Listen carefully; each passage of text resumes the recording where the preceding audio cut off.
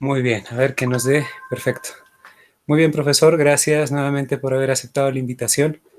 Como le comentaba en el email, ahora mismo yo me encuentro preparando pues mi tesis doctoral, ¿no? Estoy en el primer año y no sabía exactamente qué es lo que quería estudiar. Y en un momento concreto me entró la ansia y dije, pues voy a estudiar las ciudades post pandemia, ¿no? Que es prácticamente una etiqueta, ¿no? Un cliché que no se sabría exactamente a dónde nos está llevando, ¿no? Entonces lo que hice fue contactar con varios profesores de varias universidades, de varios países también, para que me puedan dar un poco su perspectiva, ¿no?, de esta emergencia sanitaria. Porque si bien es cierto, estamos frente a un fenómeno global, las respuestas han sido muy locales. Entonces, para iniciar, me gustaría preguntarle, profesor, desde su perspectiva, ¿cuáles cree que son los puntos de interés o las problemáticas que han estallado durante este primer año de pandemia? He conocido un poco su trabajo sobre la zonificación, las áreas de tratamiento normativo y, bueno, por ahí que le vinculé un poquito al tema del urbanismo, ¿no? Adelante, profesor. Sí, a ver, vamos a ver cuán útil puede ser lo que te comente, porque en sí, digamos, no necesariamente está tan vinculado quizás lo que he estado trabajando e investigando con el tema del COVID, o sea, digamos, eso podría ser todo un tema en sí mismo, pero a ver, para quizás comentarte algunas cosas. Una que por donde creo que es una consecuencia o un debate que hay sobre las ciudades post pandemia es el tema de las densidades o de cuán densas, ¿no? Deberían ser las ciudades, que en cierto momento no sé si ahora ya tanto, pero se puso un poco en cuestión, ¿no? Por ejemplo, en donde yo trabajo, que es en el Ministerio de Vivienda, la política plantea que las ciudades, para, para poder ser más sostenibles, tienen que poder densificarse, ¿no? Entonces, aprovechar de mejor manera los espacios dentro de la ciudad, evitar el crecimiento horizontal que sabemos que en Latinoamérica se da de esa manera, a punta de programas como los de titulación o formalización de propiedad informal, ¿no? Y todo eso está dentro de una lógica de densificación. Ahora, esa densificación se decía o se planteaba si se pone en cuestión con el tema de la pandemia, ¿no? Pero la verdad es que creo que ya va quedando claro que no, sí, que en realidad, una densificación de una ciudad no significa necesariamente como una ciudad hacinada o una ciudad, digamos, apretada en su vida. Cuando hablamos de una ciudad densificada, hablamos de que donde hay una vivienda que está en el centro de la ciudad y que tiene solamente es una vivienda unifamiliar, eh, debe haber opciones o incentivos a que esa vivienda o ese predio pueda tener mayor cantidad de viviendas, ¿no? Y que si una persona opta por, dentro de su libertad, no hacerlo, tenga quizás algunos impuestos adicionales que pagar o contribuciones adicionales que pagar para el desarrollo de la ciudad en general. O si hay lotes vacíos en medio de la ciudad que a veces están vacíos porque una entidad del gobierno no los utiliza, ¿no? Por ejemplo, cuarteles de los ministerios de defensa que están en medio de la ciudad que se podrían utilizar para hacer vivienda social, que es la que hace normalmente, que es la que busca normalmente la gente que va a vivir a las periferias, que sí se densifiquen esos espacios. Eso creo que no ha cambiado con la pandemia y sigue siendo válida la premisa de que se busca una ciudad densificada, ¿no? Eso como una primera idea. Ahora, hay otros temas como el tema de que sí, ha reforzado más bien la pandemia la importancia de la vivienda, ¿no? Esa frase de Aravena, que antes de que haya vacunas, la única vacuna que había para la, para el COVID era la vivienda, ¿no? Entonces, una vivienda con servicios, con acceso a agua potable, ¿no? Eso ha reforzado y ha puesto en mayor prioridad, creo, el hecho de poder acceder a una vivienda como un derecho, no solamente como como una cuestión del mercado. Entonces, sí, bueno, hay un par de ideas, ¿no? Que quizás, no sé si sean útiles. Correcto, profesor, muchas gracias. Bueno, entrando ya al segundo bloque, que quizás sea el más extenso, me gustaría preguntarle un poco por la impresión suya, ¿no? Me imagino que usted debe estar en Lima y este último año pues han pasado cosas, ¿no? En la ciudad. Obviamente la pandemia es un fenómeno, digamos, que afecta muchas dimensiones de nuestra vida, ¿no? Pero la mayoría de ellas se plasman sobre la ciudad. Entonces me gustaría preguntarle, desde su perspectiva, ¿cuáles han sido las transformaciones urbanas más grandes o más radicales, ¿no? En el caso de alguna ciudad peruana o en el caso de Lima metropolitana, ¿cuál ha sido su impresión? O sea, ¿con qué cambio, digamos, usted se quedaría, ¿no? Mm, en Lima, no sé si en otras ciudades en el Perú, pero un poco, pero en Lima un cambio que ha habido es una suerte de revalorización del espacio público, ¿no? Y de los medios más saludables de transporte, ¿no? Más sostenibles de transporte. Por ejemplo, la bicicleta. Ha habido un empuje, incluso alguna normativa que ha permitido hacer más ciclovías en todo, a lo largo y ancho de todo de toda la ciudad, ¿no? En eso ha estado bien activo también el Ministerio de Vivienda para ello, ¿no? Haciendo el impulso para la creación de ciclovías y demás. Entonces, eso creo que ha generado una oportunidad, porque en varios momentos había la prohibición de utilizar vehículos, ¿no? Entonces, eso, eso ha sido una consecuencia directa de la pandemia. Yo creo que ahora ha habido como un shock para el aumento de ciclovías y también de la gente usando el espacio público. Ahora, es una cosa positiva, pero a la vez yo creo que también es una cosa no tan positiva porque era una oportunidad también. Por ejemplo, en los primeros años, en los primeros meses de la pandemia, una ciudad desierta era una oportunidad inigualable, por ejemplo, para hacer una reforma más grande, como por ejemplo los medios masivos de transporte. Por ejemplo, Lima necesita a gritos, bueno, necesita quizás un metro, ¿no? Pero eso es una cosa más difícil de construir o que tarda más. Pero necesita que sus arterias principales tengan carriles segregados para el transporte público, como lo hay en Paso de la República, se necesita en Javier Prado, se necesita en otras zonas de la ciudad. Era el momento perfecto para hacer la infraestructura necesaria para ello, ¿no? Pero la municipalidad ni el ministerio o el Ministerio de Transportes le dieron prioridad a eso, ¿no? Le dieron prioridad a cosas que son un poco más fáciles de implementar. Entonces, eso es una oportunidad perdida, por ejemplo, y podría haber cambiado un tema crítico en la ciudad y no lo ha hecho, por ejemplo, ¿no? Eso. Luego, sí, ese es el que tengo en mi cabeza. Ya hay otros temas, por ejemplo, relacionados al tema de la forma en que ahora el teletrabajo ha generado una cosa bien interesante, que es, aunque el teletrabajo quizás es un aspecto laboral, tiene una repercusión bien fuerte en el movimiento de las personas dentro de la ciudad y las prácticas, la dinámica con la cual con la cual los ciudadanos se mueven o se tienen que mover o no, ¿no? Entonces, por ejemplo, ha hecho que quizás zonas como el centro empresarial reduzcan la demanda que tenían inicialmente de gente que consumía sus servicios, ¿no? Especialmente en cosas que no son restaurantes. Entonces, eso es algo que es un buen ejemplo de algo que es post pandemia porque eso no es temporal, eso sí se va a quedar para siempre. Entonces, ese también es un tema interesante a considerar. Correcto, profesor, muchas gracias. Bueno, la siguiente pregunta o el siguiente tema tiene que ver con algo que yo lo digo un poco de manera más coloquial. Me gusta denominarlo como la anécdota urbana, ¿no?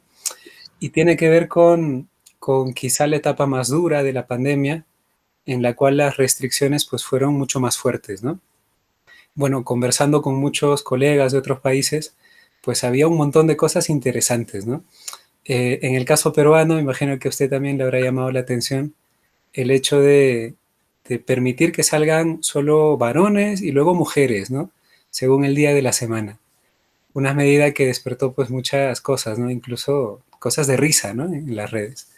Me cuentan en el caso colombiano que era el pico y cédula, ¿no? Era con el número del DNI, pues podría salir tales o cuales días, o podías entrar a tal o cual zona, ¿no?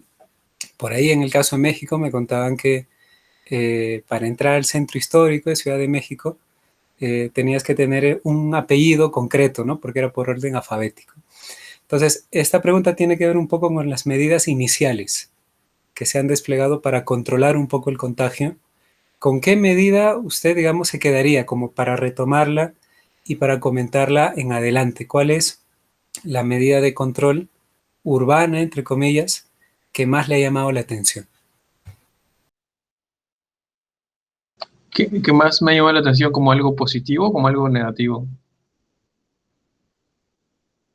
En ambos casos, la verdad, o sea, es indistinto, pero una medida de control que le haya sido especialmente, digamos, curiosa, ¿no? Que usted haya observado en alguna ciudad del Perú. Mm, bueno, la, que creo que no ha sido muy diferente que en todo que en la gran parte del mundo. O sea, digamos, lo primero que se tuvo como medida fue la cuarentena, y la cuarentena cerradísima, ¿no? Al comienzo. Y eso sí fue necesario en todo el país, y eso en otros países también, y así es que estuvieron todos por un buen tiempo, ¿no?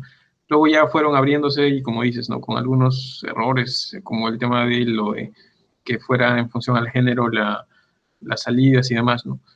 Este, lo que yo resaltaría es que Perú, cuando se dieron los primeros casos, tuvo una cuarentena bien cerrada, bien fuerte y bien respetada por la gente, ¿no? La gente, digamos, sí acató muy cumplidamente la cuarentena al comienzo, la verdad, yo creo, a pesar de que bueno, luego, hubo un cambio de gobierno, el anterior gobierno creo que no hizo las cosas mal al comienzo, pero el problema en Perú, o sea, ya se va de temas urbanos, pero el problema en Perú es que el sistema de salud estaba colapsado desde antes de la pandemia.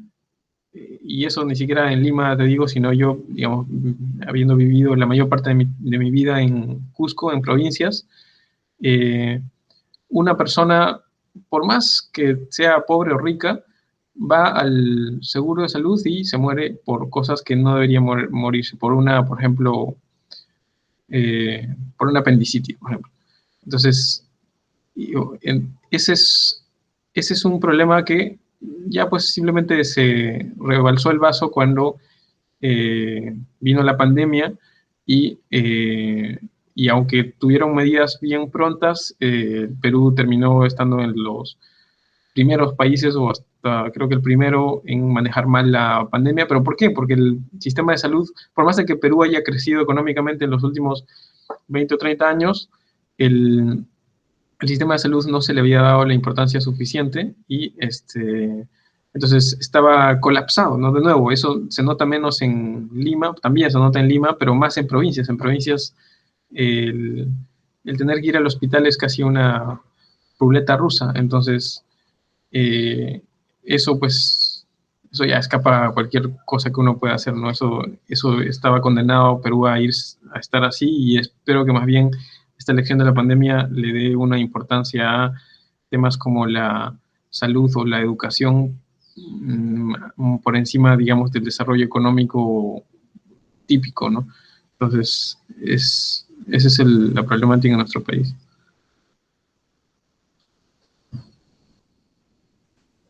Perfecto, profesor, muchas gracias. Bueno, este tema, este tópico que me gustaría charlar con usted, no estaba inicialmente programado, o sea, era algo que yo no lo había tomado en cuenta, pero conforme iba haciendo las charlas con otros colegas, ¿no? Con otros profesionales, salió el tema que es como un cliché, ¿no? El cliché de la informalidad. y que en el caso de Latinoamérica, pues es la etiqueta, ¿no? Es casi casi como el sello. Si hacemos una breve revisión de bibliografía, ¿no? Intentando construir un marco teórico, siempre aparece este tema, ¿no? O sea, la informalidad. Entonces, desde la perspectiva de la pandemia, la emergencia sanitaria, eh, ¿cuál sería el nuevo enfoque? O sea, ¿qué nuevas ideas o pistas tenemos para abordar el tema de la informalidad? Ya no para solucionarlo, sino para simplemente plantarle cara. Bueno, uno de los problemas más fuertes con la informalidad es, a ver, tal vez dos ideas en eso. Una es que la, la informalidad suele tener en su tratamiento un centro en el informal, el que no cumple la regla, ¿no? El que no cumple la norma, ¿no? El mandato. Pero, pero eso es un enfoque parcial, ¿no? Que es cierto, pero es parcial porque en muchos casos la informalidad en un espacio, en un ámbito, en un sector, se debe a la regla más bien. El problema está en la regla, ¿no? Más aún en países donde se importan las instituciones, las reglas como en Perú, como en Latinoamérica. Entonces, para poner un ejemplo, en temas tributarios, ¿no? ¿Está mal el que no paga impuestos o está mal el sistema tributario que hasta para un contador o para un abogado es absolutamente inentendible cómo se maneja una clave SOL o las declaraciones o todos los documentos que hay que llenar, los formularios, ¿no? Donde hasta es necesario pagar a contadores o abogados especializados para entenderlo, ¿no? Probablemente las dos cosas, ¿no? No es solamente un problema de la gente, sino también un problema de la regla. O en el ámbito urbano, está mal la gente que hace ocupaciones informales en las periferias de las ciudades, ¿no?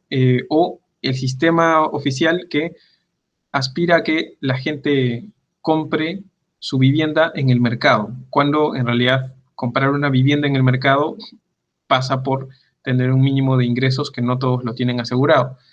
Entonces, eso, claro, bueno, la pandemia lo ha reforzado, lo ha visibilizado, pero el problema con la informalidad es un problema que lo tenemos desde todo bueno, en el ámbito urbano desde todo el siglo XX, ¿no? Y ahí lo tenemos como un problema mal enfocado normalmente, y ahí lo que hay que hacer para ese tipo de temas, hablando de los temas urbanos, es cambiar estructuralmente las reglas, ¿no?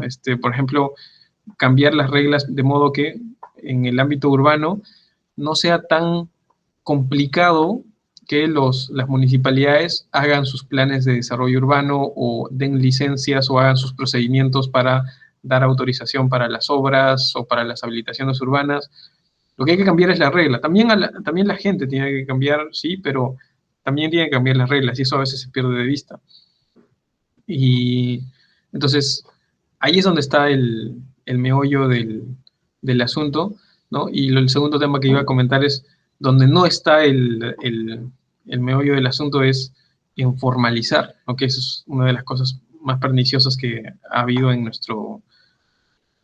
la historia urbana peruana, que es cosas como COFOPRI, ¿no? Formalizar lo informal, ¿no?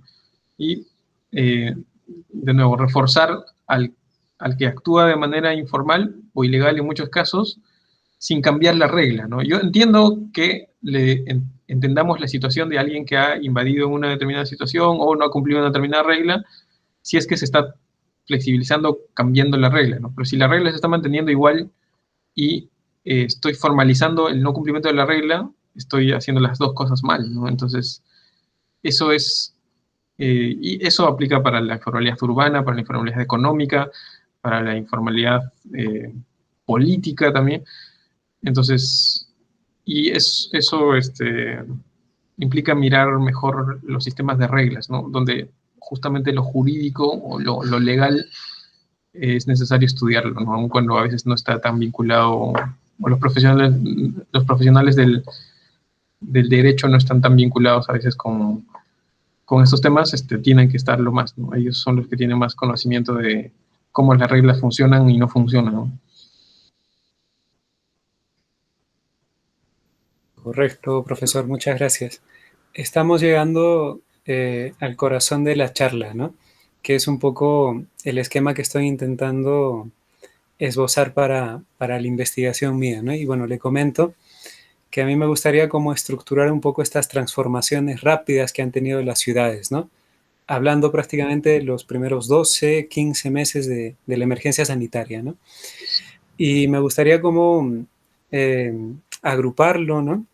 Como en tres categorías distintas, ¿no? Estamos hablando de transformaciones de los usos sobre el espacio, ¿no? Es decir, hay nuevas cosas que se hacen sobre el espacio, cosas que se dejan de hacer. Y en una segunda instancia estaría quizá la demanda de nuevos espacios, nuevas espacialidades. Y finalmente, como la tercera categoría en juego, aparecería el tema normativo, ¿no? Que no sé si está entre ambos espacios, si es que está por fuera, digamos que a nivel conceptual es como muy ambiguo, ¿no? Pero serían como tres categorías. Eh, nuevos usos sobre el espacio, nuevas espacialidades o nueva demanda de espacio y finalmente el tema normativo. Atendiendo a estas tres categorías, ¿con qué, digamos, referentes, con qué cambios o con qué ejemplos usted se quedaría, ¿no? O sea, ¿qué es lo que más ha percibido usted? ¿Más cambios sobre el espacio? ¿Quizá nuevos espacios emergentes? ¿O quizá la parte normativa que está reconfigurándose para dar paso a cosas nuevas? Mm, a ver, o sea, yo creo que hay de los tres, ¿no? Hay de las tres cosas. Por ejemplo, en, con esto del teletrabajo, una de las cosas que van a eh, van a ponerse en cuestión respecto de los espacios es el, la cantidad, los tamaños de las viviendas, de los departamentos. Si mi departamento era un departamento mínimo, ¿no? Un tamaño menor, o un cuarto compartido en un departamento con otras personas, porque mi forma de trabajar era solamente ir ahí a dormir, pasarme todo el día en el trabajo o en la universidad o una combinación de ambos o algún otro que hacer y solamente ir a casa al final del día. Eso ahora que estoy viviendo en el departamento cambia la necesidad que tengo sobre el departamento. Entonces, ese espacio tiene que cambiar o tiene que de algún modo rehacerse o quizás los nuevos espacios o nuevos edificios que se construyan ahora van a cambiar tanto por la normativa como también por la propia necesidad y la dinámica de la oferta y la demanda, ¿no? Por ejemplo, un edificio de departamentos que ahora hace departamentos muy pequeños, o va a tener que hacerlos más grandes, o tal vez va a tener que generar áreas comunes donde puedan haber zonas de coworking, donde la gente que su oficina ya dejó de tener una oficina o ya dejó de tener una oficina para la gran parte de los trabajadores, puedan esas personas conectarse a Internet con un buen Internet en una zona de coworking con las distancias necesarias, ¿no? Entonces, esas dinámicas creo que están habiendo. Luego, también se queda más claro también la necesidad del acceso a áreas verdes, a espacios públicos, ¿no?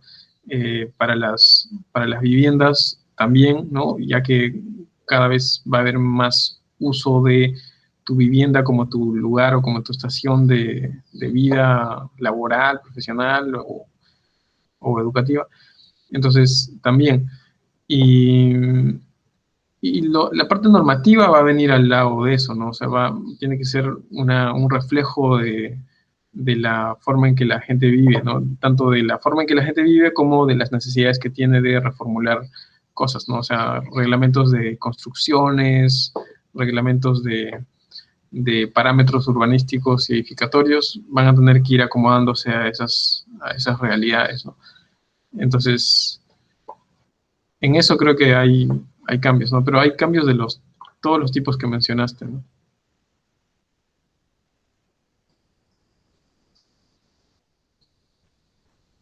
Correcto, profesor, muchas gracias.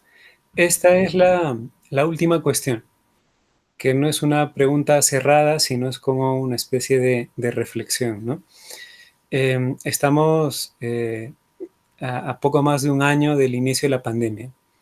En muchos países, muchas ciudades, las restricciones pues, han desaparecido, ¿no? Incluso el tema del uso de la mascarilla se ha vuelto opcional en algunos lugares, ¿no? En algunos países en concreto. Entonces, esto en cierta medida nos hace pensar que ya estamos pasando esto, ¿no? O sea, que al final fue como un mal sueño, ¿no? Que todos estábamos encerrados y ahora pues podemos ir al mall, ¿no? A comprar algo. Entonces, está como esa sensación de que ya estamos superando la pandemia. Pero desde la perspectiva urbana, ¿con qué nos quedaríamos, digamos? ¿Qué es lo que hemos no aprendido, sino con qué nos estamos quedando de la emergencia sanitaria? Si por ahí vemos que ha habido muchas cosas que cambiaron de manera inmediata y que luego volvieron a su estado natural, ¿qué temas, ¿no? qué dimensiones de la vida o qué problemas urbanos sí que han sido trastocados, por así decirlo, por la pandemia? En términos sencillos, y no quiero liarme mucho, eh, ¿qué nos está dejando la pandemia en términos urbanos?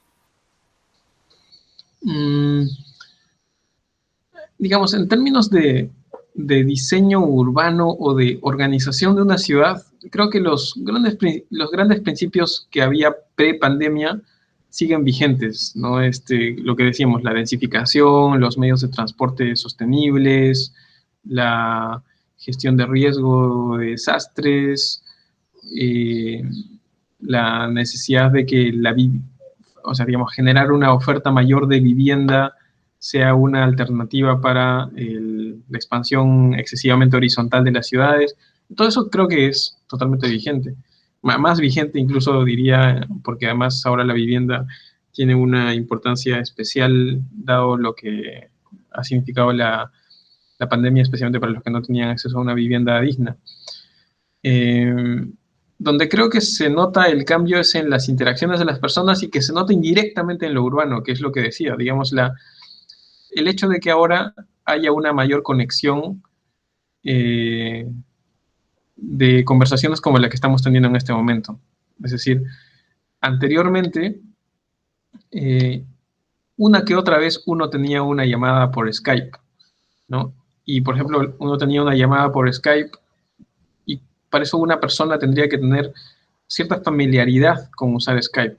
Entonces, por ejemplo, uno no hablaría tal vez con una persona de la tercera edad que no está acostumbrada a usar Skype, no, difícilmente habría esa posibilidad, ¿no? Que es por teléfono y con las distancias y demás.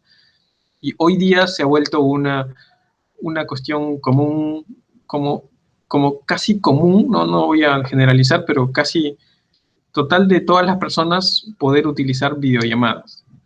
Meet, Zoom, ¿no? Entonces, ahora eso ha permitido clases virtuales, ¿no? A conectar a personas en distintos lugares. Eso, entrevistas como esta. Entonces, eso genera cambios un poco indirectos, pero que sí se van a ir sintiendo, ¿no? Menor necesidad de desplazamiento de las personas para moverse de un lugar a otro, una productividad mayor, quizás excesiva durante el día en relación al trabajo. Eh, la no necesidad de mover una institución a otro lugar, ¿no? Por ejemplo, en Perú se está cambiando la ubicación del Ministerio de Cultura de Lima a Cusco. Eso no sé si hubiera sido tan posible antes, pero ahora sí, en la mayor parte, ¿no? Yo en particular, la mayor cantidad de los meses de la pandemia el año pasado, seguí trabajando en el trabajo que tenía, pero lo hice viviendo desde provincias, ¿no? Y fue posible. Entonces, lo cual además probablemente haga que lo crítico y lo vital que ahora es también el Internet, algunos plantean hasta como un derecho. En eso yo creo que está el cambio mayor. Y eso no va a pasar después de la pandemia, si es que pasa la pandemia alguna vez. Eso va a quedarse permanente, de todas maneras. Perfecto, profesor, muchas gracias. Con esto ya hemos acabado los temas de la charla, entonces quería preguntarle si es que usted aún dispone de unos minutos y así podemos pues tocar un par de temas más, o si no, pues cerramos también la sesión aquí. No sé cómo va de tiempo. Sí, sí, tengo hasta las 4, entonces sí, normal. Perfecto, muy bien. Quería aprovechar un poco su presencia. Entiendo que usted tiene formación de abogado, ¿no? Y luego un máster en planificación urbana, o el título exacto no lo sé si es así, pero es muy curioso cómo el tema del urbanismo ha estado siempre monopolizado por arquitectos, ¿no? Yo, de hecho, soy arquitecto y siempre me he visto rodeado de profesionales de la misma línea, por así decirlo, ¿no? Cuando tocamos el tema urbano desde la parte normativa, pues la cosa cambia, ¿no? Digamos que las perspectivas se abren un poco más. Entonces quería preguntarle un poco sobre el tema de la excepción. La pandemia ha sido un gran estado de excepción, ¿no? O sea, era como un estado natural de las cosas y en un momento concreto, pues las cosas cambiaron, ¿no? Se ejerció la fuerza por parte del poder de manera muy rigurosa y se vieron cosas que no se veían antes, ¿no? Como el ejército en las calles o el toque de queda, ¿no? Esto, digamos, trasladado al ámbito del espacio urbano, también generó ciertos espacios de excepción, o sea, como pequeñas islas donde quizá la pandemia se sentía de un modo distinto o quizá la pandemia no existía, ¿no? Por ejemplo, conversaba con unos alumnos míos que me decían arquitecto, pero yo no he sentido la pandemia, ¿no? O sea, yo vivía pues en un barrio muy lejano y ahí pues nada, ¿no? O sea, ni pasaba la policía, ni nadie venía a darte cosas, ¿no? Era como que estabas un poco exento, ¿no? De todo este movimiento. Entonces, visto, digamos, este enfoque, ¿cuál sería su impresión, ¿no? ¿Qué ha pasado con el aparato normativo del Perú? Hay cosas que nos están quedando, como el toque de queda, hay posibilidades de que esto se extienda. No sé qué opinión le merece al respecto, y un poco saliéndonos del temita de la charla. Mm, bueno, es que el ámbito normativo, bueno, eso es una cosa más legal o más jurídica, pero el ámbito normativo está en todo, ¿no? O sea, digamos, es a través de normas que se organizan las restricciones por temas de salud, es a través de normas que se establece la disposición de que estamos en un estado de emergencia y las Fuerzas Armadas pueden salir a las calles, es a través de normas que se establece que los vehículos pueden salir o no salir, ¿no? Entonces, o sea, el tema normativo está en todo y claro, se han generado regímenes excepcionales para, para varios temas durante este tiempo. Sí, claro, ¿no? Pero eh, no estoy seguro qué pregunta te haces con respecto a la normativa, porque claro, el tema es, o sea, el derecho, las reglas jurídicas están presentes en todo momento, y de nuevo, ¿no? Ya sea para cumplirse o para incumplirse, pero están presentes en todo momento en la vida cotidiana, en la vida social.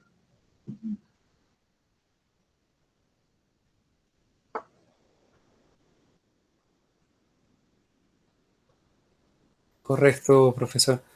Bueno, era un poco bueno, ya le comento para salirnos un poco el tema, que es un poco el enfoque que estaba intentando darle a la investigación que quiero desarrollar, ¿no? Y es que se habla mucho del concepto de archipiélagos, ¿no? O sea, que la ciudad no es homogénea, que hay divisiones político-administrativas y que incluso estas divisiones, pues, se muestran de manera distinta, ¿no? Me comentaba un colega de Chile, si no me equivoco, que como se hizo la cuarentena por comunas, había comunas que estaban en rojo, otras que estaban en verde, pero la división era una calle, ¿no? Entonces uno cruzando una calle, pues veía que al otro lado sí que estaban en cuarentena rígida y del otro lado de la calle la cosa estaba distinta, ¿no?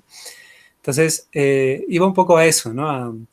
Al cumplimiento que se ha dado a estas restricciones, pero desde una perspectiva espacial o territorial, ¿no? Que en el caso peruano pues ha sacado como chispas, ¿no? Los famosos mapas tipo semáforo, los colores que van cambiando de semana en semana. Entonces no sé si a usted le parece es un buen tema que reflexionar o si le merece alguna opinión, yo que sé, distinta, ¿no? Mm, o sea, eso de claro, las divisiones administrativas, político-administrativas, son en muchos casos artificiales, eso sí, ¿no? El mejor ejemplo es en Perú, Lima y Callao, ¿no?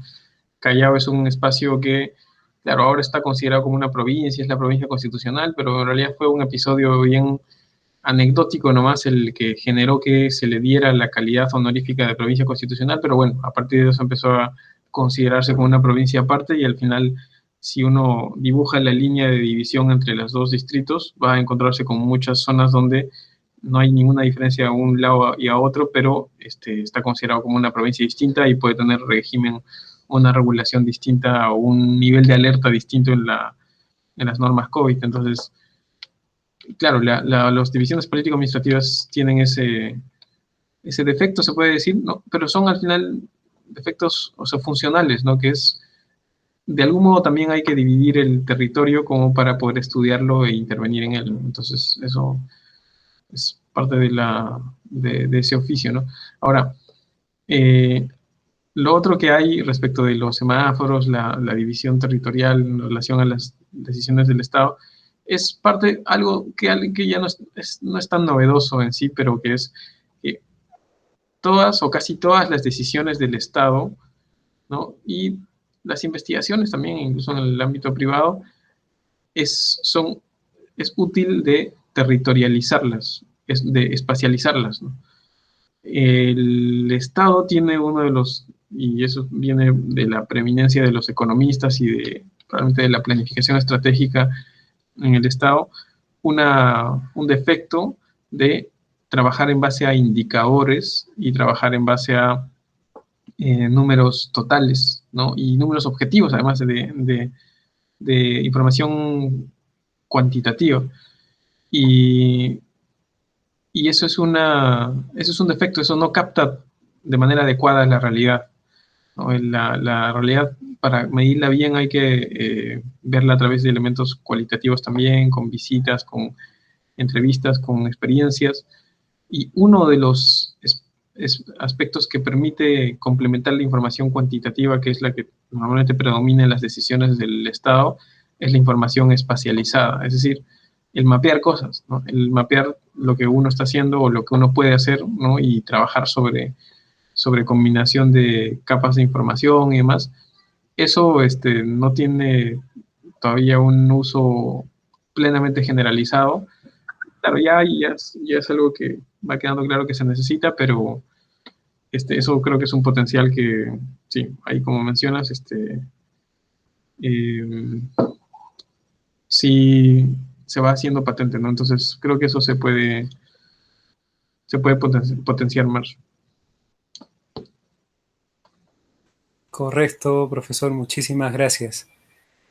Bueno, con esto hemos acabado todo. Yo le agradezco mucho el tiempo que me ha dedicado y bueno, comentarle que más adelante, bueno, la idea mía es un poco sintetizar esta